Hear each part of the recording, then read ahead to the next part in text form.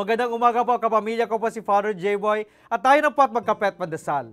Buhay po ba ang iyong mga lolo at lola? Sa aking mga misa sa umaga, lagi nakikita kong nagsisimba ang mga matatanda. At lagi nilang sinasabi na naiiwanan na lamang sila ng kanilang mga anak. Sa ibang bansa, nilalagay na lamang sila sa home for the aged. Buti na lang, nasa kultura pa rin natin ang alagaan sila. Malaki ang silbi nila sa ating buhay pananampalataya. At seryoso, hindi lamang ito sa pagnonobena o pagrorosaryo sila mahalaga. Naalala ko ang aking lola. Mayroon siyang isang prayer book kung saan nakaipit ang iba't ibang stampita. Kadalasan nakaikot kami sa kanya habang pinapakita niya ang iba't ibang stampita. At sa bawat stampita, meron siyang kwento ukol sa kanyang mga kapatid o magulang. Nagmana ka sa kanya kasi magaling siya sa musika.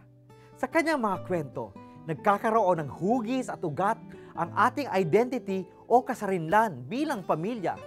Ang nagpapaiba ng ating pamilya sa iba ay ang mga kwento ng ating mismong pamilya. Ang pagkakaiba ng isang pamilya ay nakabatay sa kwentong buhay ng bawat membro nito. Ganito din ang pananampalataya. Ang buong Biblia ay kwento ng ating mga ninuno ukol sa kanilang pakikipag-ugnay sa Diyos. Kaya manalangin tayo. Panginoon, hubugin mo kami sa pusong nagbibigay ng puwang sa aming mga nakatatanda.